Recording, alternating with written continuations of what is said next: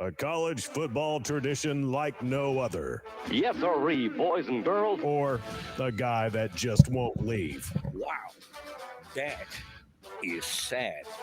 The Dave Hooker Show. YouTube, Apple, Spotify, and the free Off the Hook Sports app.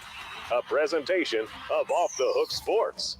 Back to Dave Hooker.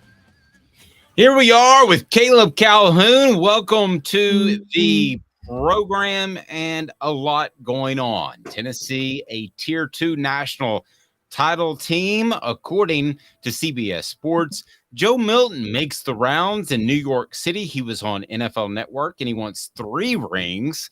And a comparison that I pointed out, I'm going to pat myself on the back just a little bit, a comparison I pointed out to one of the best quarterbacks in the history of the SEC for 1 year. Figure out who I'm talking about. That's a tease. Also, Joe Milton left off the list of most dynamic athletes at quarterback. We'll discuss that, why Josh Heupel is actually number 1 on that list down in the state of Florida.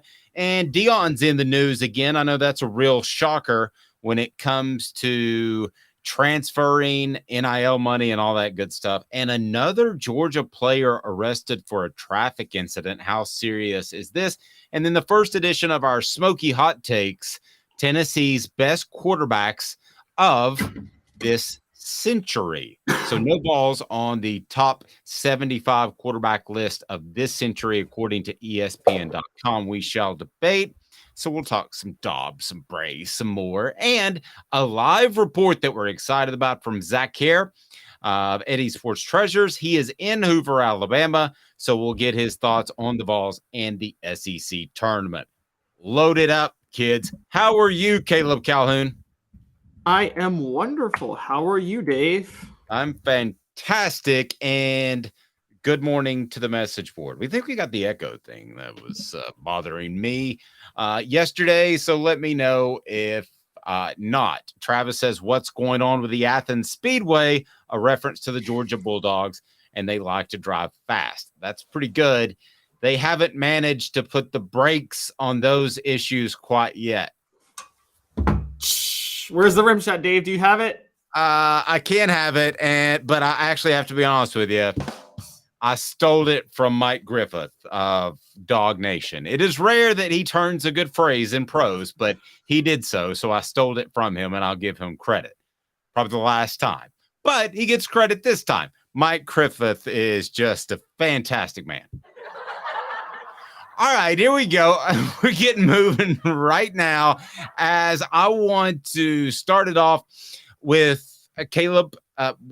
We were on the air when Joe Milton was making his rounds and when this story came out. So let's get to it right now. It is what the H, because Tennessee not considered a top tier national championship contender. Here we go. What the H? What the? What was he thinking? Release the hounds. The Dave Hooker Show. Keep cool. A presentation of OffTheHookSports.com. Oh, what the H today brought to you by Bassey Lawn and Garden. What the H? Why would you buy your industrial or commercial lawn products from anywhere other than Bassey Lawn and Garden? Go to Bassey.com to learn more. Bassey Lawn and Garden, man alive, it's worth the drive. So Tennessee named a Tier 2 national title contender per CBS Sports. Here's why it qualifies for what the H? There is only one team on tier number 1. It is the Georgia Bulldogs right now. The same way in the middle of Alabama's run with Nick Saban, it was them and everybody else. The old argument was, would you take the field or would you take Alabama? That's where Georgia is right now. So to me, everybody's tier 2, but a lot of other teams were tier 2 as well. So I find the whole concept of having multiple teams on the first tier, and I would like for you to run those teams down, as a little bit absurd, to be real honest with you. So what are the teams that CBS Sports had on the top tier? Okay, so on the top tier, and for anybody who wants to check this out, I'll give it a shout out real quick. This is Chip Patterson's 100 Days Out College Football Names, Games, Storylines to Follow, just 100 things. So among those things are the teams in the national title contention. Georgia's at the top for them. Just below is Alabama, then Michigan, then Ohio State, then LSU, then USC. Then here's what really gets under my skin. Is Okay, the last... so let me be clear. Who is tier 1? Who is on the all of first? those are tier 1. All Okay. of tier 1. Repeat them again, because this is strange to me. And I know he's going by odds in Vegas, which I'll lean on, but repeat those again, please. Okay, so Georgia's number 1 at the top, and then Alabama, then Michigan, then Ohio State. Now, I get your point. There should just be a tier 1 and nobody else. But if you were going to do a tier 1 and then a tier above Tennessee after that, I'm fine with Alabama, Michigan, and Ohio State. I would probably give Ohio State better odds than Michigan. I don't know about you, but I know Michigan's won the last 2, but Ohio State has more talent. Okay, people that know me would never call me this, but if you want to call me this, go ahead on the message board. Call me Homer Dave, but given the schedule and what Tennessee has returning, I believe quite firmly that they're right on par with the other teams as far as potential to win a national championship that aren't named Georgia. Well, let me make your head explode then, because here's where my head exploded. Okay. So just below them were LSU and USC. I'm okay. I'm actually still okay with that. Here's where my head explodes. Texas, Florida State, and Clemson are in tier 1. And then you get to tier 2 with Tennessee. Let me repeat that, guys. Texas, Florida State, and Clemson are tier 1. And Tennessee is tier 2. I did my Florida State rant last week. I think it's time I do a Texas rant at some point. They have no business being a tier 1 title contender. This is laughable to me. No, you've got Quinn Ewers that is decent, is okay, but this Texas team should have beaten an Alabama team when they were trying to find their way. Alabama was, because they didn't have the skill position players that they were used to. And I don't see Texas being anywhere close to potentially winning a national championship. They might in 2024 or beyond, but this doesn't feel like the year to me. No, not at all. And here's my thing.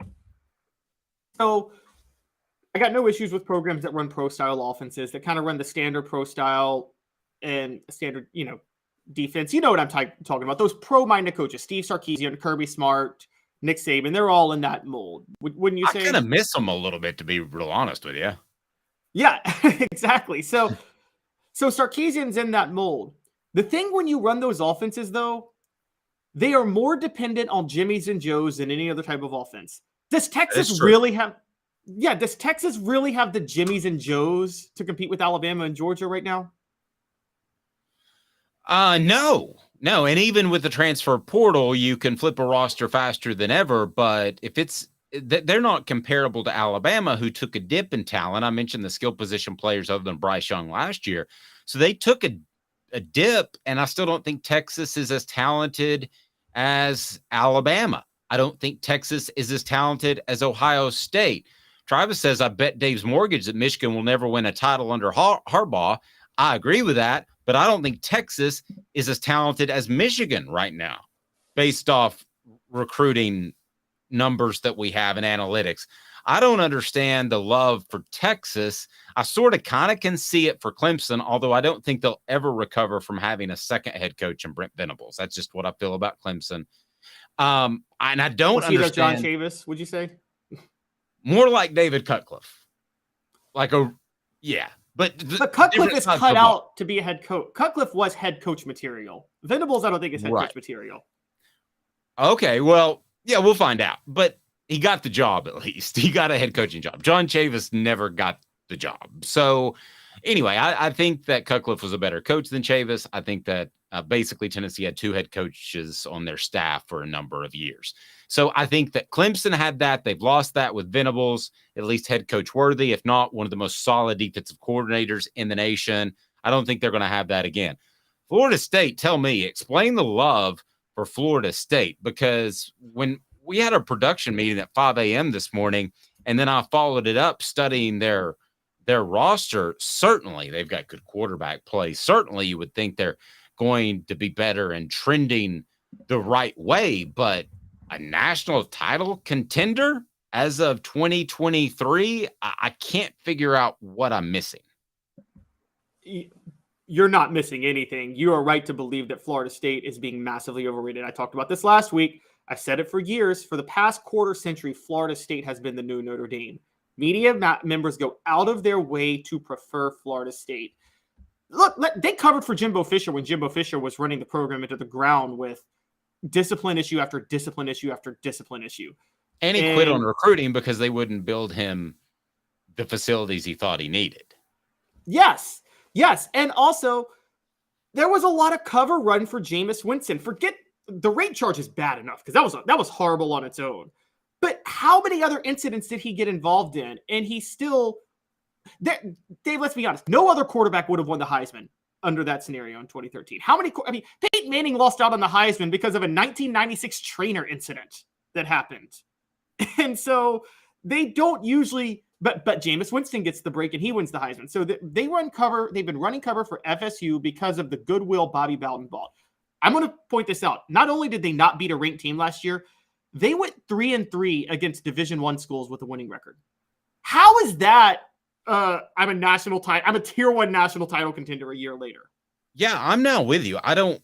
And I kind of was surprised when you said that Florida State was anywhere on the level of just beloved and immediate darling like Notre Dame. And I'll still argue that Notre Dame's slightly ahead, but I'm beginning to join you that it's at least in the ballpark of comparability because that team is not ready to win a national championship. That team is not ready to make a 4-team playoff.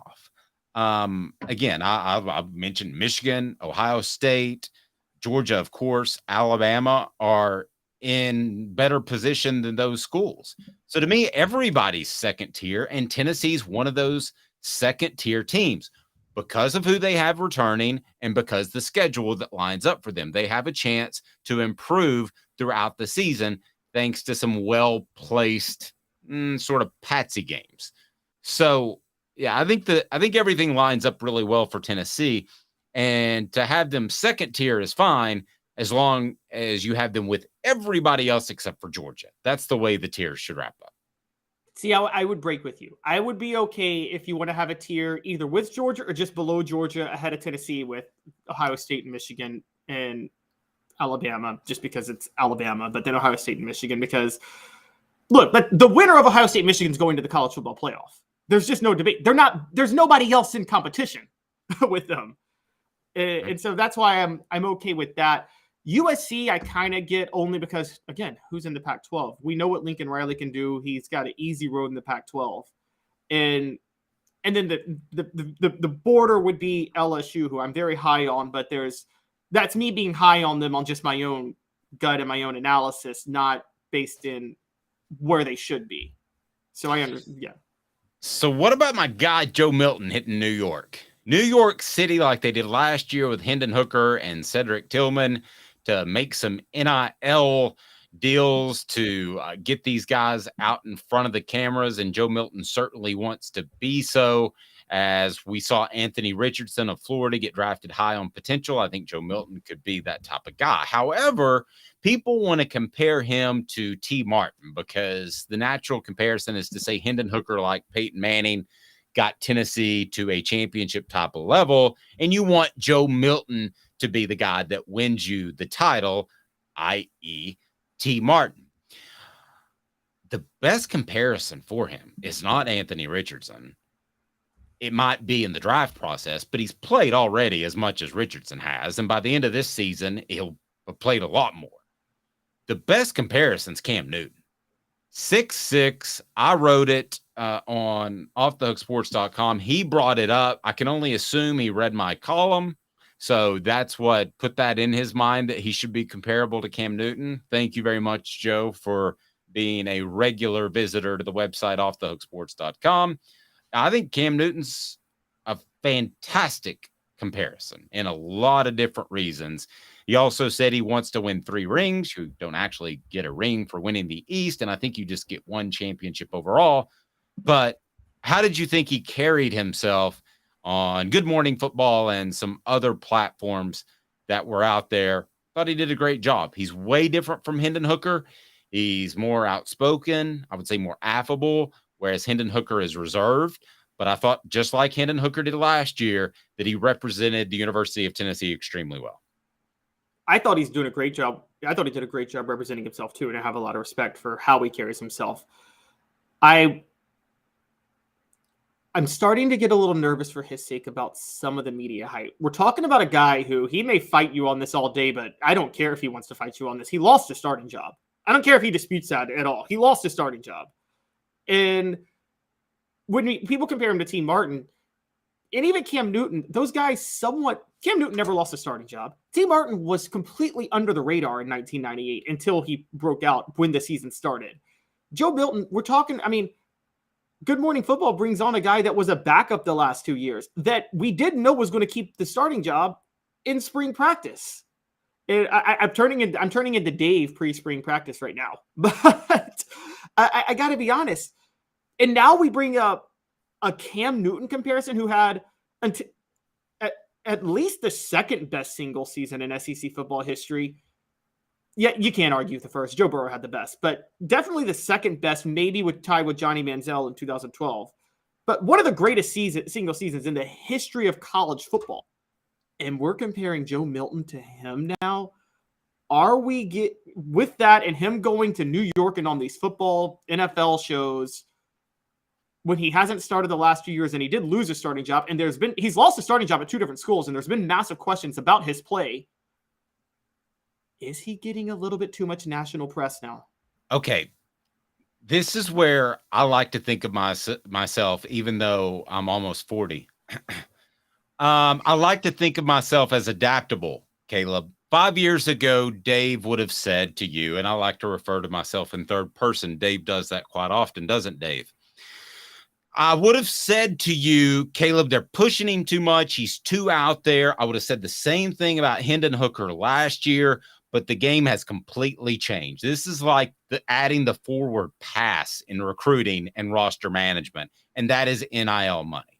So I would have said last year, you're blowing him up. He's got too big of a head. He doesn't need to be out there. Same thing for Joe Milton this year. Hendon Hooker last year. What are you guys doing? Tennessee's PR arm is crazy. And it may end up having a negative effect on some of these guys. It didn't with Hooker last year, but it could.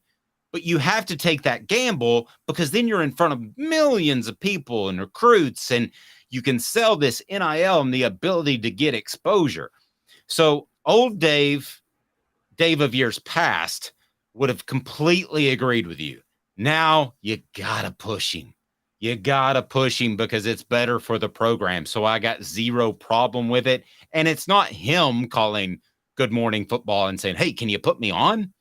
This is Tennessee making this happen. So I think it's kind of like charging for parking when you go to a game. You don't want to pay for parking, do you?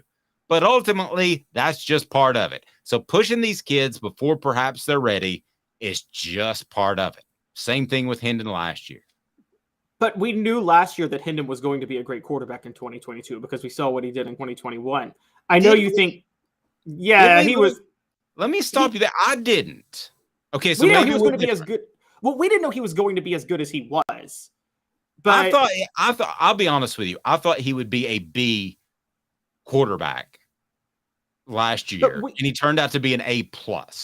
We don't know that Joe Milton's even going to be a B quarterback this year. That's the thing.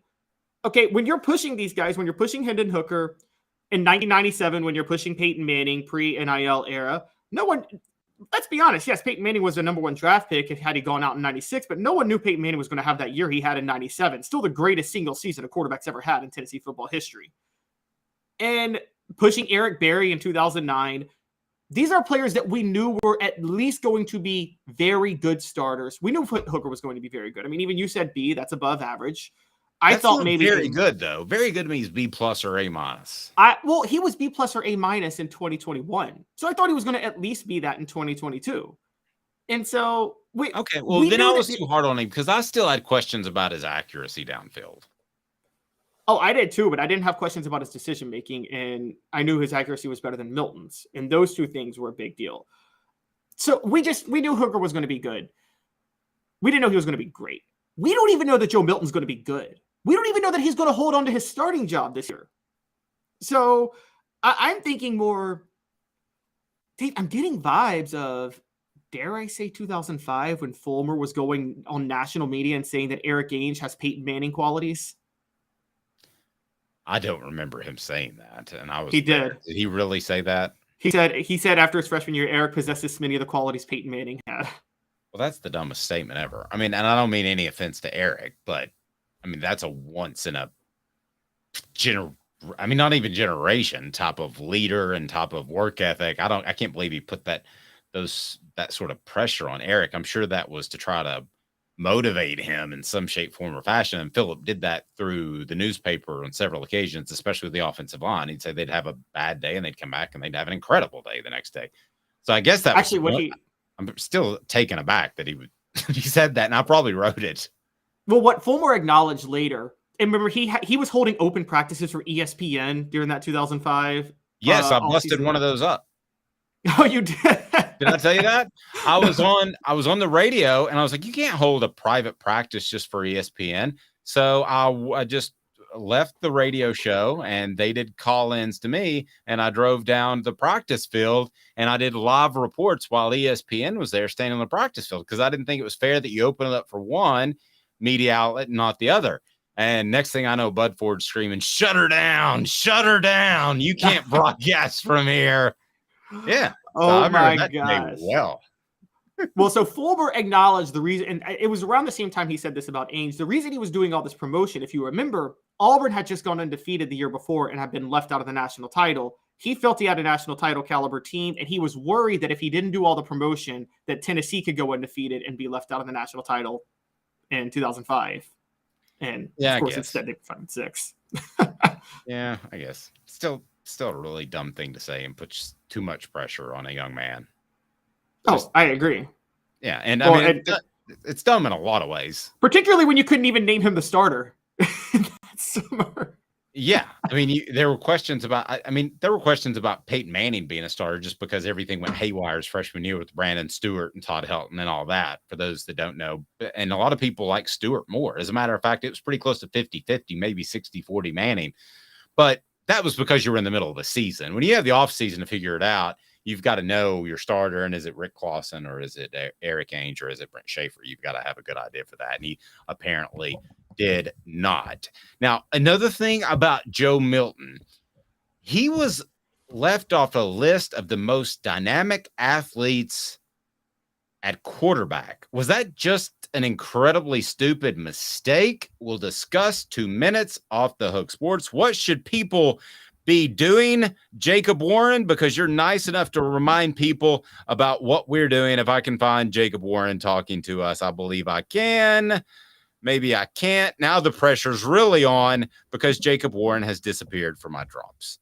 Say something smart. Oh, there we go. Jacob Warren, what should people do? What's up, everybody? This is Jacob Warren asking you to like, subscribe, and share. Dave needs this. I do. 2 minutes back with you with Caleb Calhoun. I'm Dave Hooker. To own the more that owns every job, then get to Vassy Lawn and Garden in Cleveland and get you a Toro. I'm David Vassy, here to talk to you about Toro. With a Toro Zero Turn, you'll get more out of every minute and you'll reach the finish line faster. At Vassy's, we like to say, no matter if you're mowing 3 acres a week or 11 lawns a day, homeowners and business owners alike find confidence in equipment they can trust from top to bottom. Vassy Lawn and Garden, Highway 60 North in Cleveland. Man alive, it's worth the drive. Hi, Mike Davis here with City Heating and Air, reminding you to always dare to compare. Our team provides quality local heating and air service, installation, and maintenance across East Tennessee. We use only the best equipment like American Standard heating and air conditioning for your residential, new construction, or commercial needs. Honesty, dependability, and customer satisfaction have been the cornerstones of our business since 1961. City Heat and Air. Dare to compare.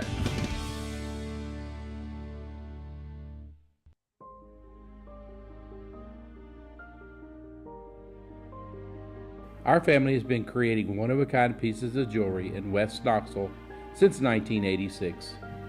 Each piece is a combination of unique processes that bring your idea to life. Every day in our shop, a truly special item with a story all its own is being manufactured in our facility, bringing the history and family sentiment into a whole new generation of life. We're grateful that you chose us to be Knoxville's best jeweler, a title that we value and respect. Because to me, being a jeweler and owning a jewelry store are not the same thing. I'm Rick Terry. I'm a jeweler, and we want to be your jeweler. Kingston Pike and Campbell Station Road in the heart of Farragut, and downtown on Gay Street right next to the Tennessee Theater. With all that sun, sand, and salt water, the beach is a very relaxing place. Unless you wear contacts. Ow! Open your eyes to the best the beach has to offer with LASIK vision correction from Campbell Cunningham Laser Center. Ah. You're listening to The Dave Hooker Show, a presentation of OffTheHookSports.com. The internet is full of pictures of each and every one of you. Available on YouTube, Apple, Spotify, and the Off the Hook Sports app. Download now for free. Is there nothing you people can't do? Also available on OffTheHookSports.com. From our message board, Travis says that there were still accuracy issues, are still, with Hendon Hooker and toughness. I hadn't heard toughness, and it was pointed out on the message board, and I'll go back and watch that he appeared rattled after he took a couple of hits. Was that something that after he would take a hit, he would be rattled for a couple of plays? That's our message board. What do you, did you see any of that? Because I didn't, but I'm willing to go back and look. I think there was a little bit of front running, and what I mean by that with Hendon Hooker is if one drive stalled, a few drives would stall. And if he scored a touchdown on a drive, then you'd have a few drives where he kind of got hot. But I think that has a lot more to do with just Josh Heupel's system and tempo than anything. I think Heupel's offense is a bit of a front-running offense. So I think that in that regard, if a quarterback takes a hit or a couple of hits or, there's a sack or anything like that, it just kind of messes with the tempo and the flow of what they're trying to do, I think. Well, and he's so well protected, too. We don't have a great sample size of him getting hit to check his toughness, to be real honest with you. How about Joe Milton? He got hit more in 2021 because of his pocket presence issues, but he got so much better at that in 2022. So, how about Joe Milton? Left off the list of most dynamic athletes at quarterback. That leads us to 4 downs, brought to you by Campbell, Cunningham, Taylor, and Hahn. Really? Not on the. How many are on this list, Caleb? How many quarterbacks are on this 11. list? And he's not one? Huh? 11. 11. 11. And he's not on the list. 4 downs. Campbell, Cunningham, Taylor, and on. 4 downs. 4 questions. 4 answers. The Dave Hooker Show. 4 downs. A presentation of OffTheHookSports.com. Look at me, no glasses, no contacts, because I got LASIK. That's Campbell, Cunningham, Taylor, and Hahn. They're local. They've got individual vision centers as well that'll take care of your eyes, just an annual checkup. But if you need LASIK and you don't want to wear contacts and you don't want to wear glasses anymore, that's the way to go. Cataract surgery as well. And they're local. That means a lot. All right, 4 downs. First down is now. UCF quarterback John Rise Plumlee is the number 1 most dynamic athlete at quarterback in the nation. Okay. This guy's a pure runner. If we're going to talk about athletes, everybody's athletic now. There's not Mike Vick and Chris Winkie. There's not that variance of comparisons. Okay. So everybody can run around to some extent, but dynamic athlete at quarterback, I don't think Plumlee nearly as much as I think Joe Milton. And Plumlee's number 1. He is he's a running back that can throw at that position. I don't know if you've seen him play, Caleb, but he's almost not quarterback. I mean, he runs around a lot. It's almost like Brad Crawford of 247 who did this only based this on how fast the guys are. Not even like whether or not they're runners, but just their pure speed. Because John Rice Plumlee, yes, is a faster runner than Joe Milton, but Joe Milton's got a way bigger arm. And quite honestly, I think Joe Milton is a more effective runner because he's bigger. He can withstand more than John Rice Plumlee. So I don't get I don't get how you could think in any way outside of just speed, he's a better athlete than Milton, because he's not.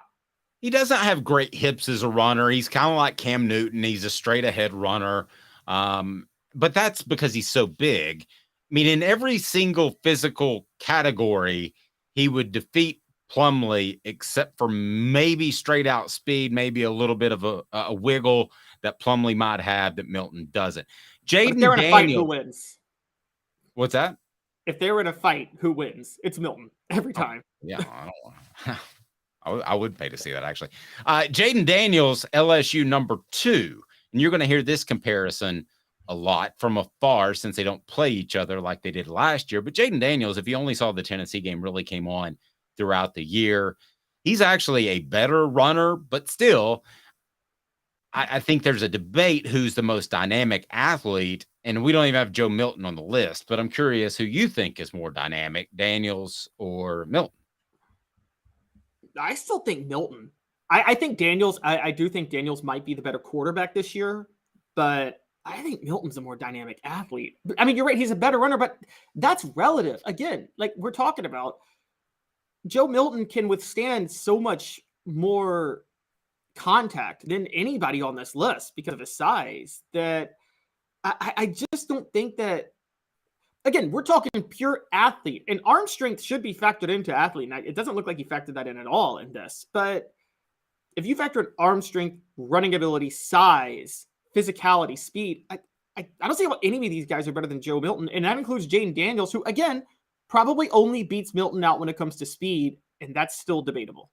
Message board saying Jaden Daniels has yet to prove diddly squat to me. He's talented, but he's not nearly as good as Hooker, and he won't be as good as Milton could be. The key word is could. So what's the top end on these two guys? I think Joe Milton has a much higher ceiling, that we could agree with that. As of May 2023, Jaden Daniels scares me more as a natural runner. So, you know, you can't make a living at quarterback running over people. Joe Milton's going to be able to run over more people, but that's not going to last long term. So I'm going to take Jaden Daniels as maybe slightly more dynamic because I think he has instincts to take off and run, instincts that great quarterbacks like Bryce Young really didn't have. He didn't take off and run as often as he should have in his first year as a starter. Hendon Hooker had to fit into that. I think that's just more about playing in game time. So that was second down. Third down, Jordan Nix at Florida State and Bo Nix are number 3 and number 4 on most dynamic athletes, respectively, in the nation. Holy You mean Jordan Travis at Florida State and then Bo Nix sorry. at... Yes, Yeah. but we got 2 Nixes, Jordan Travis and Bo Nix, excuse me. You see, this is where the inconsistency shows in. Okay, Travis, again, if you're using the standard, if there's one standard and it comes down to speed, I get if you have Rice Plumlee, Daniels, and then Travis in your top 3. But then you go to Bo Nix at Oregon, who was at Auburn. And I mean, he's again, arm strength. He's not an athlete. Like I remember Bo Nix, he was under pressure a lot. If he was under pressure, he wilted all the time. He wasn't that good in the pocket. So where is this coming from? I don't get the Bo Nix thing. I don't get the Bo Nix thing. I think that Joe Milton is more dynamic than both of these guys. So that was third down. This leads to fourth down. And there are going to be a lot of these lists that come out. And I think Brad Crawford does a great job. But when you post these things and they're out, it's not exactly like the newspaper being on somebody's front porch step, but it is kind of like that because it's out. Fourth down. Is this just a flat out blatant omission? Just a mistake? Yes. I think it is too. I think it is. I think it's just we'll try to get Brad on, but I think that he just put the list together and maybe left it off on purpose for a talking point for guys like us. But I think this is just a flat out oopsie. I mean, the thing that led me to believe it was a mistake. I would have said maybe he was only looking at people who started last year, but then he had Jalen Milroe with 11, who started one game. And so at that point, I'm like, okay, this has got to be a mistake. Josh Ward is going to write about, and he'll join us tomorrow. He's going to write about the best fan bases to be a part of right now. And we've got our teams picked out. We discussed it yesterday. There's an honorable mention. For the love of all that's holy, doesn't Joe Milton get an honorable mention here? So, I mean it's something. It's 247 Sports. That is one of their biggest followings is Tennessee fans, right? Well, it's not as big as the On 3, but yes, it's one of their bigger ones. Okay. I think that On 3 would probably have them 1, and then everybody else would be tier 4. They'd have Joe Milton tier 1, everybody else is tier 4, based off some of their reporting. Just being frank with you, they are all Vol, and that's fine, but that's not where you would ultimately go for your. They're probably already comparing him to Joe Burrow and saying he could surpass Joe Burrow's 2019 season. I think it was written that he's left Joe Burrow in the dust, and Cam Newton is crying over just watching spring practice tape. That's what I was told that the On 3 folks are saying, but they're doing a great job. I think this might be just a flat out omission, but I would easily have Joe Milton in the top half of that 11 that you mentioned. No question. I'd have him number 1.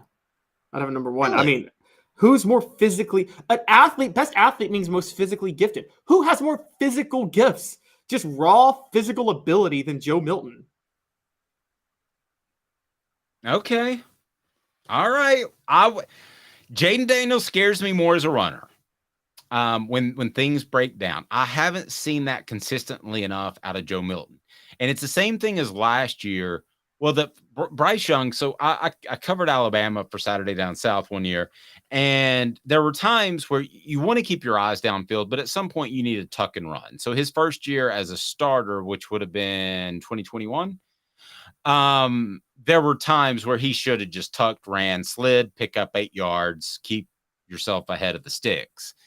So I think Hendon Hooker struggled with that because that's something you develop during games. And Hendon Hooker ultimately became very good at that towards the last half of the season.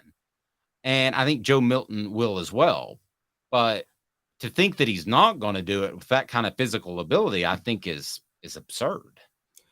See, I get if you're defending, you're more scared of Jaden Daniels as a runner. But if depending on the quarterback you have, you're also more scared if Jaden Daniels is running for you because Jaden Daniels is more likely to get hurt than Joe Milton when he gets hit. And I say that, guys, Jaden Daniels to me is the better quarterback. We have the message guy who said that Jaden Daniels has something to prove and he could be as good as Milton. I don't get that. Jaden Daniels has proven way more than Milton has at the college level already. He just won the SEC West. Okay. So how are we going to sit there and say Daniels hasn't proven anything, but Milton has? So I think Daniels is a better. I think the impression left by the Tennessee LSU game probably still sticks strong in Tennessee fans' minds. Jaden Daniels got better. If you watch football all day like you and I do, and not just the Tennessee game, not to say you guys on the message board don't, but some people don't. And I mean, Jaden Daniels was really good and got really better. And that game was a total fiasco disaster of the sun in their early start, sun in their eyes, opening kickoff, and then the turnover. It just got out of control really, really quick. So I don't think that's an indication that Jaden Daniels is forever an average or below average quarterback. But Tom leaves us with this. The moon still has a black eye from when Joe Milton hit it with a football. But as somebody within, just go ahead, Travis, get ready. But as somebody told me within Tennessee's program, it's great if you can throw it to the moon, but if you can't hit it, it doesn't really help. So he still has to prove that. And he still has to prove that to some people within the program to be consistently accurate. What we're saying is, so far, Joe Milton is early 90s Randy Johnson before he learned control with his fastball. Ooh, like it. Has Joe Milton ever killed a bird in flight with a ball? That was when Randy Johnson got his control, though. To be fair, I was he a big meant to hit the bird. Yes, exactly. I was a big Mariners fan because Ken Griffey Jr. was my favorite player, and Randy Johnson was not a reliable starter for the Mariners. But I think he was throwing games to try to get traded. That's just me. I have some bitterness there. He was not. That was one of the best teams to never win a championship, or the most exciting teams to kind of like the Orlando Magic when they had Shaq and Tracy McGrady. Shaq and Penny. I said, yeah, Shaq and Penny, excuse me. That Mariners team with Griffey and A-Rod and Edgar Martinez and Jay Buhner. And I mean, Randy Johnson is your ace. Jamie Moyer was on that team. I know this is going to stun you, but Deion Sanders has made the news again. Pat Narduzzi at the ACC spring meetings in Amelia Island said that's not the way it's meant to be. You know Narduzzi, he's the Pitt head coach. That's not what the rule intended to be. It was not to overhaul your roster. We'll see how it works out, but that to me looks bad on college football coaches across the country. The reflection is on one guy right now. When you look at it over all those kids that have moms and dads and brothers and sisters and goals in life, I don't know how many of those 70 that left really wanted to leave or they were kicked in the butt to get out. Sorry, you get paid now. The rules have changed. I would be right with Narduzzi if they weren't getting NIL money. But if you want to flip a roster, and you can because of the ability to run people off, and listen, Josh Heupel has done the same thing. I can name players that told me they were told you're probably not going to play. It's best if you move on. Sorry, that's the way things work. You don't have to sit out a year anymore like you used to. You certainly don't have to pay your way like you used to if you weren't granted a release. Them's the bigs. That's life in the big city. I can remember talking to somebody one time about, hey, we've got this great advertiser, but I hear that somebody else is coming after them. I'd hate to lose them. And he just said, that's life in the big city, Dave. And this is life in the big city. So if you don't like it, then I guess you could go to Europe and play football and probably be pretty good. But nowadays, you're getting paid. You have the ability to transfer out easily. You're not forced to sit out a year. Deion, keep it going. Josh Heupel, who's done some of this, I got no problem with it. And I would be the first person to call him out, Caleb. Did Brian Maher leave because he wanted to, or he was told it would be in his best interest? I'll leave it at that. I half agree. I think, yes, you have to do it. So, let me break it down. Yes, I understand if you do it carefully like Josh Heupel does. I don't think there should be any rules in place. I'm with you. From a moral perspective, it's not that I'm opposed morally to the recklessness of how Deion Sanders has done it, because he just overhauled the roster in a way that we've never seen anybody do that. I think this is a little reckless on Deion's part because, look, yes, coaches are going to do this, but there's still somewhat of – there is like market capitalism going on here, which is that coaches – this can hurt you in recruiting long-term if you're seen as a coach that runs everybody off immediately. So think about it this way. I don't think it can anymore. Go finish your point, but I don't think it does or can anymore. I think, when inflation exploded last year, a lot of companies, a lot of retail establishments realized that they all somewhat price gouged a little bit because they realized they could use inflation as an excuse to do it. Now, they were careful when they did it. But if Walmart decides, okay, we're not just going to slightly price gouge, we're going to triple all our prices just for the heck of it because we can, well, then they're going to lose a lot of competition. They're going to lose to a lot of their competition at that point. That's what Deion Sanders did. He didn't meticulously think, okay, maybe I should try to be careful and maybe send off this guy or this. He comes in, he's like, everybody's gone. Y'all are all out. I'm getting my guys. I think that sends a totally different message. And I think Pat Narduzzi is thinking, maybe he can get some elite transfers and get them from Deion Sanders, who's recruiting national with Colorado.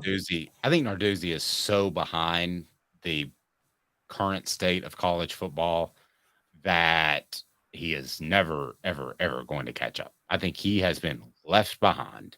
And he had gripes about Tennessee earlier before the Pitt game last year that were very antiquated. I think that guy's done and done.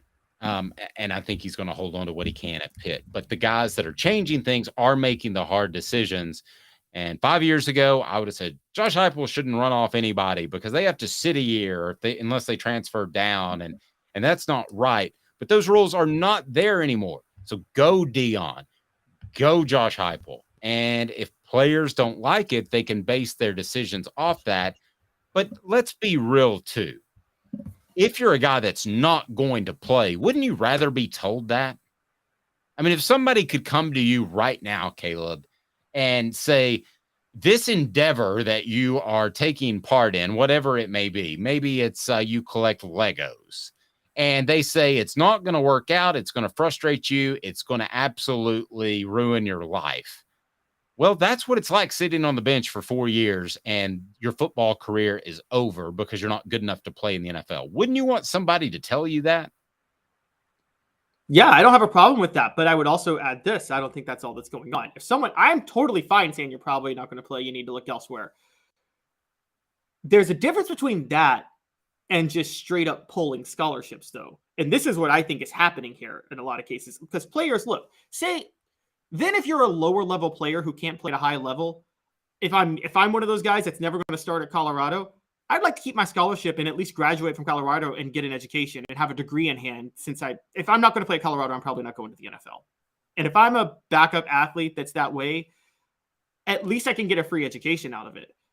And I know that's old school thinking, but that's still a thing, because the minute, you know this, Dave, the minute you enter the transfer portal, you don't have a right to an education at that point.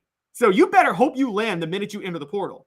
So if I'm an underwhelming athlete, I'd rather be the backup and hold that scholarship just so I can at least have a degree in hand when this is all said and done. So it's one thing to tell the players, hey, pay for it. Sorry? Pay for it. That's the thing. I don't want to force them out. I don't like forcing them out of their chance at a free degree. Okay, but here's your option. You can become a regular student at this school that you attend. You've already gotten in. Maybe your grades were lagging, but they got you in because you're an athlete. So used to be they would put these guys on, it was a medical red shirt, if you remember that. So they would keep their scholarships. Okay, but the University of Tennessee, you could pay for it by getting a job, which you would have free time because you're not playing football. I also know, and I'll check on this, that UT always said that as long as you left in good standing, you could come back and get your degree. Reggie Cobb did that. Fred White did that. Dwayne Goodrich did that. They didn't have to pay a dime. So is there some sort of catch-all for those guys that don't have anywhere to go, but you can still go down, play football, get a scholarship, or you can stay and pay for yourself. The bottom line is you prove you weren't good enough for a job, and that's what this is now. This is no more Philly good student athlete stuff. No, okay, here's what I'm saying. Let's put it this way. If you decide to enter the portal, all bets are off. We agree there, right? You decide that is your decision. No matter what a coach says, you decide to enter the portal. And for those that don't know, they don't have to take you back if you enter the portal. Yes, they don't have to take you back. If you choose not to enter the portal, regardless of what a coach says or is trying to do, I think 4 years of free education should be binding, provided you're in good academic standing, regardless of whether or not you're going to play or be able to start or anything like that. That's just where I'm at. I have no problem with them saying that, yes, you can still be on scholarship, like the old medical redshirt scholarships. That's what they would do. If a guy couldn't play, but he was a good dude and he didn't want to go elsewhere, they'd say medical redshirt. Well, if he were Peyton Manning, he'd have that knee worked on, right? But this guy wasn't good enough, and they figured it out. So they did that a lot. Yeah, I mean, I don't have a problem with them being kept on scholarship, but I also don't have a problem with them pulling scholarships. I mean, okay, you're not going to see this a lot. So Colorado should step up and say all the guys, if they want to stay and just be students, then they can keep their scholarship. So, and go to school. But what gets really weird, and not to get too deep in the weeds on this, is the athletic department actually pays the university. There is a transfer of money at the University of Tennessee, and I assume at the University of Colorado. So it's not as easy as me just saying like, hey, walk into the movies for free. I'm the guy that takes the ticket, but you go ahead. It's not quite that easy. So there are financial repercussions, but I would like to think somebody could figure that out and they would get to keep their scholarship. But I think most kids would want to transfer down and still play. Oh, I think so too. But that's leave that option with the kids is all I'm saying. You enter the portal, it's fair game. I'm not, I look, at that point, I am with you. It's a business. You made that decision. You are 18, you're 19, you're an adult. You made the decision. You risked it all. You better hope you find somewhere. But yeah, but Caleb, I do see what you're saying, but in practicality, it's not going to work. Because if I put my arm around you and I say, son, it ain't working out, and you say, well, no, I'm keeping my scholarship, and you're saying that I, as a coach, shouldn't pull that, then I'm going to make life a living hell on you in practice every day until you leave. Okay, but you see what I'm saying? I mean, that's the way it's going to play out. Deion's going to have some dude running 5 million wind sprints every practice. Okay, and this is where the school should step in and say, okay, maybe the scholarship, we'll find a way to help you keep your scholarship. But again, this is why you have to be artful with it. The artful dodger, Conjure Holloway. You got to be the artful dodger, and you have to be a little more careful, which is, okay, if it's one or two people, like if Josh Heupel says this to Brian Maurer, and Brian Maurer decides to want to stay at the university, and the university finds a way to keep his contract, or keep his scholarship, excuse me. You can't do that with like 60 people. You can't do that with 2/3 of the football team. Yeah, I think that's what's happening. No, I mean, you can't. The school can't keep the school can't like keep the scholarships of 2/3 of the football team at that point. And so I think it's just reckless for Deion to go this level. And again, he's doing this. We're acting like Deion has proven something as a head coach, guys. No, I agree. But we're also acting like Colorado has proven something as an athletic department over the past 20 years, and they haven't. Today's tough question. We'll talk some Georgia Bulldogs who can't put the brakes or even, I don't know, they can't even slightly touch the brakes on their driving problems. This is a serious deal, Georgia fans. You got a problem. And I got a problem with hitting the wrong button. Today's tough question brought to you by Craft Treats, so you can put the edit point there, Caleb. Today's tough question. Take a side. Take a stand. The Dave Hooker Show, a presentation of offthehooksports.com. CraftTreats.com. Use the promo code OFFTHEHOOK. Get 20% off your pet's treats that can have CBD in them that will help with digestive issues, arthritis, or anxiety. It's pretty awesome. CraftTreats.com. Use the promo code OFFTHEHOOK. Promo code OFFTHEHOOK. They have non-CBD treats as well. Your pet will love you for it. Mine does. All right. So you've got Georgia with another issue. And at our production meeting this morning, when 5 a.m., it's 4:15, I think is when it started this morning. But we were discussing this, and for a moment, I thought to myself, are we talking about are we rehashing stuff? No, we're not. Georgia receiver Marcus Rosemy-Jacksaint, it's quite a name, has been arrested on reckless driving and maximum limits speeding charges. This is with Mike Griffith of Dog Nation, senior from Pompano Beach, Florida, arrested on the misdemeanor charges at 4:33 p.m., okay, taken to jail. They take you to jail if you're really driving reckless. Okay, so there's an issue. Continuing trend of players getting arrested on speeding and reckless danger charges, despite educating and training aimed specifically at the dangerous driving issues. Kirby Smart said, quote, "We brought in Athens Clarke County Police and UGA Police to address a lot of these issues with our team in a team meeting setting, and played some video of things that were going on in Atlanta drag racing and things." You're deflecting the blame. It's your guys that are doing it. I mean, the Atlanta drag racing thing, yeah, people drive like idiots in that city, but just because they're drag racing doesn't mean you should be drag racing. And there's probably people doing fentanyl on the side of the streets. Doesn't mean your players should be doing fentanyl. So 2 of the 4 players that have been arrested this offseason on driving-related issues were arrested after Smart spoke of the educational videos that were shown to the team. So that didn't do any good. Turbulent offseason for the Bulldogs with the tragic deaths of offensive guard Devin Willock, rest in peace, sir, and recruiting staffer Chandler LaCroix, again, rest in peace. Investigators found that LaCroix was speeding excessively, reaching 104 miles an hour. So here we go. We have another issue, and they don't take you to jail if you're going 15 miles over the speed limit. I can tell you that right now. So we have another player that's been taken to jail. Now, one of the things per Mike Griffith in this story about the arrest, and it really stood out to me. And he compared now Mike didn't cover Mark Richt. Okay. Mike was covering Tennessee and then Michigan State at the time. So Mike and I go way back. So he brought up the comparison if there is a difference between the standard under Mark Richt and the standard under Kirby Smart. Okay. So that was brought up by Mike Griffith.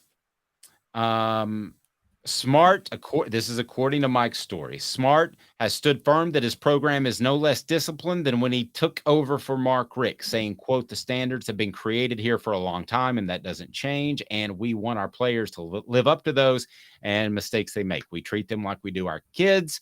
We discipline them. We try to prevent them. We try to educate them. We try to do all we can to help our student athletes in a positive way. Our team is a very disciplined team. They'll do what they're supposed to when they're supposed to. And when they don't, they're going to face the repercussions of that. Are there the same standards at Georgia for personal behavior under Kirby Smart as there were Mark Richt? That's today's tough question, brought to you by crafttreats.com. Hell no. It's not even close. And by the way, we got banned for Facebook, so watch your language. Oh, what banned? What kind of? I was wondering, how do we get banned from Facebook? What? I don't know, but that just tells everybody out there to be sure you're on YouTube. No, you're right. Heck no. We're gonna say there was actually. Right. I'd rather get banned for you voicing your honest opinion. Now, it is absolutely absurd to think that the same standard under Saint Mark Richt, and he really lived up to that. He wasn't like Pastor Hugh Freeze. Mark Richt lived up to it. To say the standards are the same is pure absurdity, Caleb. It ain't even close. Yeah, and there's actually, we can track this. So for those who don't know, Mark Richt's last year, 2015, Georgia lost to Alabama in the regular season that year, 38-10. Heading into that game that week, I will never forget a Georgia official, a University of Georgia official saying, well, we just can't do what Alabama does because we care about integrity. Something along those lines. And they got laughed at and nobody cared. They made a conscious decision after that loss and after the way that season finished to say, we're not going to care about this anymore. So they got rid of Mark Richt. Here's something they did. I don't know if you know this story. And Kirby Smart was instrumental and spoke to lawmakers about this. 3 months after he was hired, he was involved in speaking to Georgia lawmakers about this in 2016. They passed a 90-day rule for the athletics department. Here's what it says. This is insane. Georgia has an open records law, like most states do. So they all have to because of the First Amendment, where you can find public records. Georgia passed a law giving athletic departments the right to withhold public records for 90 days. To withhold records for 90 days before they're open. Guys, that's insane. That is 3 months. That's ridiculous. I didn't know that. Is this why we don't know how fast he was going? Yes. This was passed in April of 2016. Kirby Smart was hired in December of 2015. Georgia made the conscious decision. The state, when they hired Kirby Smart, made the conscious decision, we're not going to care about integrity at all anymore. We're tired of losing. We're going to do a 180 on this. And that turned into players doing 180s on the road. But yeah. Well, Elias brings up a good point. That's about a football season. 3 months is about a football season. So if you get in trouble in late September, October, November, December, you're still around. Now, you might not be around for the playoffs, I guess, theoretically, but 3 months is, I mean, they might as well just say, if it happens during the football season, we will not assess it till after the football season. I mean, it's basically what they're saying. I didn't know that law, so thank you for that. But I think it's an insult to Mark Richt for Kirby Smart to stand there and say there is the same level of off-field discipline and behavior that there was with Mark Richt. To me, that is just disrespectful to Mark Richt's legacy, his belief system, his religion. But I will say this, I don't think Georgia fans care. I think that, and I'm not singling you out, Georgia fans. I don't think a lot of fan bases would care. Go drag race if you need to, if that helps you blow off some steam because you're winning championships. So whoopee. Don't care at all. I'm going a step further at this point. Forget Kirby Smart not being Mark Richt. I think he's dangerously close to turning into Urban Meyer with the way he's thumbing his nose at the public. You know, I thought that after our 4:05 production meeting this morning. The Urban Meyer name popped in my head, and I wondered if you might go there. Both guys that are very driven. Could Josh Heupel be the Nick Saban to Kirby Smart, the way Nick Saban was to Urban Meyer? When Nick Saban laid that thumping on him in the SEC championship game, Urban Meyer was like, "Oh man, I'm feeling chest pains. It's a panic attack. I'm out of here. See ya." Could Josh Heupel be that guy to Kirby Smart? If not, who is that guy? We don't know right now, I don't think. Yeah, we don't. But I will tell you this, Caleb. If you let guys play, if you cover stuff up, and you don't handle discipline in an effective, fair, but enforceable way that makes an impact, you will lose control of your team. I've told you this before, both on and off the show, on and off the record. That's what ultimately led to the downfall of Philip Fulmer in the early 2000s. And you can never get it back. Yeah, no, you're right. You can't get it back. And the hard part is, it kills your recruiting, because I keep saying this. Parents, 5-star athletes do not want their kids going to those cultures. They get scared to death, even if they're bad parents, even if they're non-involved parents, they don't want their kids to turn out bad. And that perception sticks. And so they're going to steer their kids away from that culture. And you're right. You're absolutely right. You can't get it back. Let's not forget, the Fulmer Cup started in 2005. Remember the starting of the Fulmer Cup? Mm-hmm. And Florida and Tennessee went 5-6. Now, the great irony is a Florida fan started the Fulmer Cup, and that was the year Florida hired Urban Meyer. So total shamelessness. Yeah. And for those that don't know, the Fulmer Cup was this website that kept track of arrests and guys getting in trouble. And Tennessee was regularly towards the top of the list. But again, I don't know that we all did the digging to find out if that was really true. Smokey Hot Takes coming up. Tennessee's best quarterback of this century, and a live report from Hoover, Alabama, as the Diamond Vols try to make the College World Series, and we'll see how they end up. Not as newsy this year, but can they advance even further than that special team last year? Possibly. 2 minutes live from Hoover and the best quarterbacks of this century off the Hook Sports.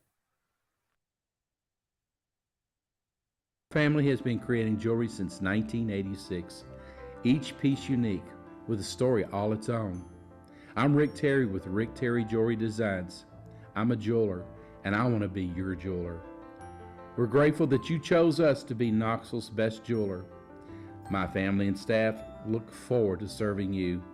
So please come see us. Kingston Pike and Campbell Station Road in the heart of Farragut, and downtown on Gay Street, right next to the Tennessee Theater. Hi, Mike Davis here with City Heating and Air, reminding you to always dare to compare. Our team provides quality local heating and air service, installation, and maintenance across East Tennessee. We use only the best equipment like American Standard heating and air conditioning for your residential, new construction, or commercial needs. Honesty, dependability, and customer satisfaction have been the cornerstones of our business since 1961. City Heat and Air. There's your pair. With all that sun, sand, and salt water, the beach is a very relaxing place.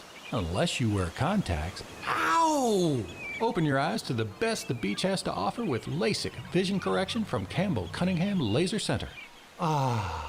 Do you want to own the more that owns every job? Then get to Vassy Lawn and Garden in Cleveland and get you a Toro. I'm David Vassy, here to talk to you about Toro.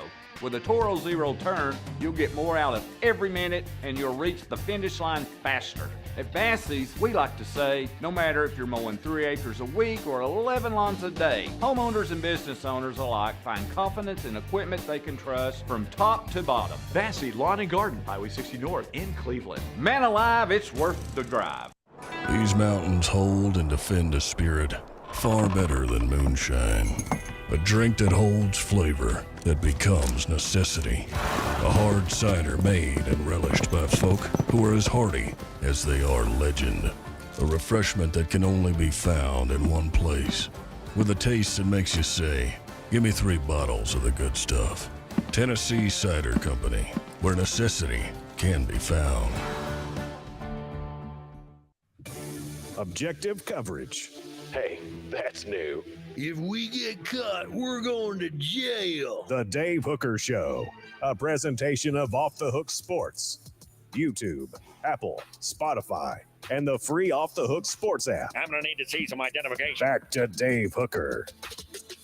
Smokey Hot Takes as we look back at the Vols. And today it seems as if the Vols got a little bit slighted by a national publication that took a look at quarterbacks this century and had the top 75. Caleb, how many Vols were in that list of the top 75 quarterbacks of this century? A resounding 0. Hey now. That's not good. Do you find that to be accurate? I went through the list and no, I don't find it to be accurate. There were some quarterbacks that Tennessee could have had some guys over, but I will say that there are some that I also thought were too low. So just for context, Matt Ryan was number 75 on the list. He should have been higher. Anybody who watched Matt Ryan at Boston College in the mid-2000s knows he should be higher on that list. He single-handedly carried them to an ACC title. But some of the other, I think, receivers. I'm sorry? Had a pretty good group of receivers, but anyway. Yeah, but I think they did a lot of this as 4-year accomplishments because, look, David Green was on here. Look, I'm sorry. Let's take Hendon. I know David Green was a 4-year starter, but are you taking Hendon Hooker or David Green, Dave? Come on. Okay, so let's get to it now. We're going to rank them 1, 2, 3, 4, 5, and it gives us a great chance to look back at some stellar performances that occurred under very questionable administration and coaching. So, Caleb, let me begin with you. Do you want to do a countdown? Because I have my countdown ready. I can go first or you can go first. And I'm going to do it by my own rules. So I'm not doing it by the rules that have been laid out by this publication. So would you like me to go first or would you like to go first? Why don't we alternate 5, 5, 4, 4, 3, 3, 2, 2, 1, 1 and see how we end up? Okay. All right. Let's count them down. You have, my friend, the first go at number 5. So who do you have at number 5? My number 5, and it's by default, and he doesn't deserve it because he has the worst intangibles of anybody I've ever seen play quarterback, is Tyler Bray. Because even if he had terrible intangibles, his arm was just so special. It was. Now, before I get to my number 5, who's your number 4? My number 4 is Eric Ainge. Okay. I'm going to agree with you. I think Tyler Bray is number 5. I'm actually, though, going to have Eric Ainge a little higher. So I have Josh Dobbs at number 4. And then that's my number 4. My number 3 is Eric Ainge. Actually, I'm going to take a pivot. Hendon Hooker is my number 3. Hendon Hooker is my number 3. What do you think of that? I think that's crazy. Look at the last 2 years. That's insane. I'm sorry. I'm basing this a lot off what they did in terms of team success. So that's why I've got Bray 5. I've got Dobbs at 4. And then I'm going to go Hooker at 3. I've got Eric Ainge at number 2 because of team success. But hold on. I know Ainge technically won the East in 2007. He didn't technically win the East. He did win the East. Yes. But Tennessee never had a top 10 finish under him. Well, I mean, you've got a coach who's on his way out, who's struggling. And if not for David Cutcliffe, that program falls apart like 3 years earlier. Okay, but if we're talking about a quarterback that is saving a coach, then Josh Dobbs should be number 1. Because he single-handedly kept Butch Jones from being fired like 3 years earlier. That's true. Okay, so I've got a countdown. Bray 5, top quarterbacks at Tennessee in the 2000s or the entire century, the 21st century. Would it be the 22nd? Anyway, Bray 5, Dobbs 4. That's my countdown. Hooker 3, Ainge 2. Ainge 2. Do you know who I've got as number 1? Oh, yeah, this is obvious. He's okay, my number 2, but he's your number 1. Go with yours. Your 4 and your countdown. So I've got Bray 5, Ainge 4, Dobbs 3, Casey Clausen 2. It's insanity. It's pure insanity. There's no question. Casey Clausen was a different level of quarterback than everybody we're talking about. Even Hendon Hooker, who I've got great respect for, but he found himself in a fantastic situation. Casey Clausen could go on the road. If he was Tennessee's quarterback this year, instead of an unproven Joe Milton, then Tennessee would be an in vogue pick to win a national championship. Casey Clausen was that good. No, Hendon Hooker was better, and I'll tell you why. Casey, and I don't want to nitpick Casey because you're right, he was clutch. Didn't always he was clutch when he against the better teams, but he didn't always live up to the expectations against the lesser teams. And you know that to be true more than I do, Dave. Well, that was the program as a whole, though. But all right, let's break Casey Clausen. When you want to bring up team success, both Hooker and Clausen had one 11-2 season in which they finished in the top 6, roughly. Okay, Casey Clausen's 11-2 season, he had the best running back in the SEC. He had the best tight end of all time in NFL history that he was throwing to. He had 2 NFL wide receivers and one of the most loaded offensive lines that Philip Fulmer ever had. So he regressed in 2002. He got worse the next 2 years, Casey Clausen. Some of that's on Randy Sanders because he did not have good coaching. I will be the first to tell you Casey Clausen did not have good coaching, whereas Hendon Hooker had superb coaching the last couple of years.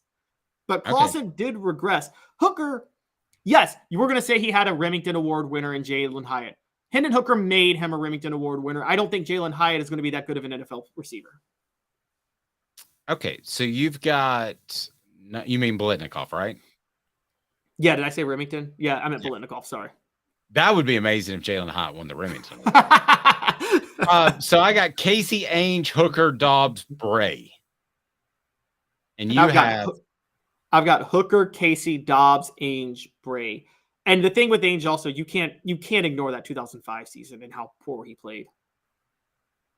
Well, no, you can't. But how about the impact of that was, again, a team issue. The two things you referenced, I thought were team issues in that Tennessee played down to its competition. Casey was certainly a part of that. And I think that 2005 was a dumpster fire. Ainge was a part of that. I don't think either one of them were responsible for that. And Casey Clausen's not the raw leader.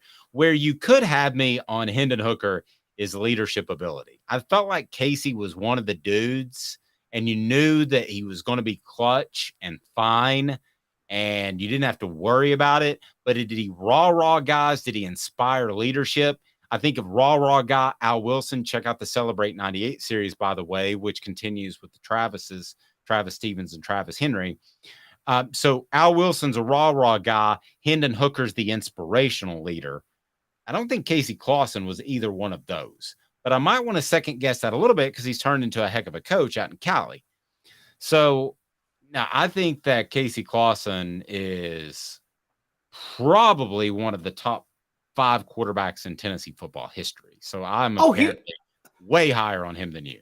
No, I still have him in my top 5 too in Tennessee football history. Most of my quarterbacks in Tennessee football history in my top 5 are this century. But wait, let me push back a little bit though. Maybe I could sway you with this, Dave. Legendary, wins, memorable wins. Hendon Hooker's most memorable win was against Alabama last year, right? By far. That may be the greatest win in Tennessee football history for a regular season. Casey Clausen had 2 of those. I think we both agree at Florida 2001 in the Swamp, right? Was one of them. The other one at Miami in 2003. Yes. I wouldn't give Casey a lot of credit for that one. That was coaching. But anyway. I agree. That's where I was getting at. I wouldn't give Casey a lot of credit for either of those wins. He threw for 168 yards at Florida. Travis Stevens ran for over 200 yards in that game. That's what won the game. And Casey didn't even throw for 100 yards at Miami. But I tell you what, I'll tell you what, you give Hendon Hooker more credit than anybody for the Alabama win. Fair. I give Casey Clausen a lot of credit for what he did at Florida to be able to manage the ship. I'm not calling him Trent Dilfer, but I mean, that was well, I mean, in that you're saying him managing the ship was better than Hendon Hooker actually going out and winning the game himself. I didn't say better than. I'm giving you the 2001 as yes, he didn't go out there and win it by throwing for 300 bajillion yards, but that was a tough place to play. If you remember, that was 2001 because of 9/11. I know you remember. Oh yeah, that was essentially a playoff game. You know, that was a rabid, ready fan base. So I thought his cool demeanor was that. And as Steve Spurrier had he put his ego aside for just long enough, then Casey would have thrown and could have thrown. But it just absolutely wasn't going to happen. Spurrier was determined to throw the ball despite the fact that Tennessee was playing the pass. So Casey and Tennessee were able just to hand the ball off and play a little bit of ball control. But now Casey Clausen is one of the most misunderstood quarterbacks in Tennessee football history. I don't understand why so many fans didn't like him. It makes no sense to me. I think he was one of the top 5 quarterbacks in Tennessee football history, and I've got him number 1 in the 2000s. Since the turn of the century, I've got him as number 1. I can't. That also, because another one I'm going to go, there are losses I actually put on Casey. I can't put either of Tennessee's losses on Hooker last year. Like the 0-1 loss to LSU, I partially put that on Casey. Now, yes, Stallworth fumbled, Stevens fumbled, but Casey wasn't able to really carry the team in that game when things were going south. I also put, here's a big one, Dave. Okay, Florida 0-1, playoff game to win the East. Georgia 0-3 was a playoff game to win the East in the middle of October. How did Casey Clausen play in that game? That's fair. I mean none of these guys are perfect. I mean, it's not like we're comparing. If we said back to 1990, it would be Peyton Manning. And I understand your argument for Hendon Hooker, but I do think a lot of things fell his way. Out of that group, though, if I'm starting a football team, which is what I based mine off of, I would go Casey Clausen. Not in Heupel's offense, because you need a little bit of mobility too. Actually, I think he'd be really good in Heupel's offense. You don't? Casey, no, because Casey's not. We talked about this a couple of months ago. Remember, the mobility and the big arm are the most important parts of Heupel's offense. And Casey and Peyton Manning had the worst mobility of any Tennessee quarterbacks. The only difference is Peyton Manning had David Cutcliffe to coach him how to move in the pocket. Whereas Casey Clausen had a former running backs coach in Randy Sanders, who was nothing but a recruiter, coaching him how to move in the pocket. I'm sorry. I'm being too hard on Randy Sanders, but. Smokey Hot Takes, we'll be breaking down some age-old Tennessee questions from time to time. If you got a topic you want us to tackle, leave it in the comments below. We certainly appreciate that. It's brought to you by AndyMasonRealEstate.com. AndyMasonRealEstate.com has the best service and prices in the biz. AndyMasonRealEstate.com will get you in the right home, save you thousands or tens of thousands of dollars. Again, that's Smokey Hot Takes. So leave in the comment section below. Do you want us to tackle best running backs of the past 50 years, whatever the case may be? And we'll continue this series throughout the summer and into the fall. But we're now joined by a very special guest. Zach Haire joins us, and he is in Hoover, Alabama. There you are, Zach. How's it going, guys? We're great, man. How are you? Doing good. A little warmer day, a little drier as well. Yeah, that'd be nice if they wouldn't get rain. So yep. Zach's with Eddie Sports Treasures there in Halls, and it's a crazy time for collectibles. I've learned that through my son, who actually collects Legos, like whole Lego sets. Yep. But yeah, tell them what you've got going on there at Sports Treasures in Halls. Yeah, so we are coming up on what will be the 1 year of me taking over the shop. So we are a sponsor of Sport Fest. I'm sure a lot of people out there have heard about it. Coming up here June the 3rd, this coming a week from Saturday.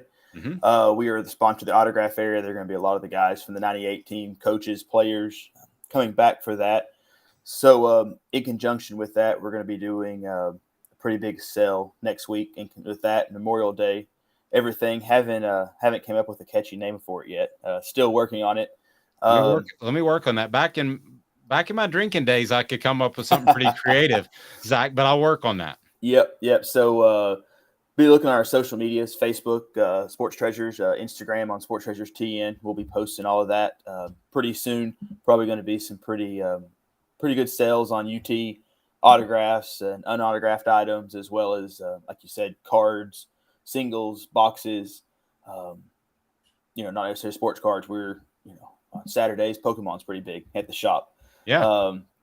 So as well as apparel, we have that, and then other signed mini helmets, baseballs, footballs, jerseys. Got a good selection of any Chiefs fans out there. Recently, we're at the draft for a card show and picked up a lot of Chiefs memorabilia while we were out there. Nice. All right. So Eddie retired. So is it still Eddie Sports Treasures, or is Zach Sports Treasures, or just Sports Treasures? So it's just Sports Treasures. Actually, it was never legally Eddie Sports Treasures. Okay. He just kind of called it back because, hey, I'm going to Eddie's, that type of thing. And so over the year, it's Facebook and Instagram and stuff like that's made it a little difficult. We have gotten it back to where it's just Sports Treasures. The only thing that's not Sports Treasures is our eBay store is still the Wall of Fame. That was my my personal one. Going in. A lot of people from Knoxville remember the Wall of Fame from back in the day. Yeah. I used to work there when the owner passed away. I was able to purchase the eBay store at that time. So that's the only thing that's not Sports Treasures. Everything else is Sports Treasures. Okay, so I assume you're a big baseball fan. You're in Hoover, Alabama. Yeah. After such a just incredible season that caught national acclaim and criticism last year, what has been your thoughts on the Vols throughout this season? So it's interesting. I had a buddy of mine. We were actually equipment managers for the team cool. When Serrano was there. We were there the 3 years that Senzel was on the team. So we were on those teams. We were part of those teams that made it back to Hoover after the few years of being off. So it's definitely been a fun ride the last few years. I mean, I got season tickets once I graduated, and I couldn't give them away the first couple of years. And then the team starts playing better, hosting regionals, super regionals, midweek games. People are calling me asking for tickets again. But the biggest difference from last year and this year, last year had a lot of those first round guys, brought back the pitching staff, and kind of steal some information from Coach Serrano because he was on there the other day. I think this team had a lot on their back coming in. They had a lot of expectations, talking about preseason number one, and even Coach Vitello himself said, hey, that's, we're not quite there yet. But it's been fun this year. They're more of a true team. They've got the pitching. I mean, when you get into tournament play, especially regional, super regional, you've got three pitchers in a bullpen. You can contend with anybody. And I mean, we've got, I would say, three of the three of the best starters out there, and then you've got a back end of your bullpen with Kirby and Burns and Camden Sewell that come out and shut people down. And I mean, Havlicek yesterday, he pitched well. The weather just didn't do us any favors. It was pretty much raining the entire game. Where Tennessee was playing. Zach, it's funny, flying under the radar right now, while the baseball team is probably is what we would say not entering the NCAA tournament with the same type of momentum and success they had last year. On the other side, the softball team is having its best season since Monica Abbott was there in 2007. Yeah. So here's my question. Karen Weekly or Tony Vitello, who gets a national championship first? Ouch. Probably Vitello, and just because Oklahoma is so dominant in women's softball, I think that would just make it tough. I mean, this is the year if the Lady Vols can do it. This would be the year to do it, but long term, you get the beating in the SEC all year, and that prepares you for the NCAA tournament, and can get hot at the right time. But I think if Karen Weekly's to get it before Tony, it would be this year. But I think long term, I think baseball has the better shot just because of the softball is so top heavy most years. Yeah, so they should have had. Go ahead, Caleb. I'm sorry.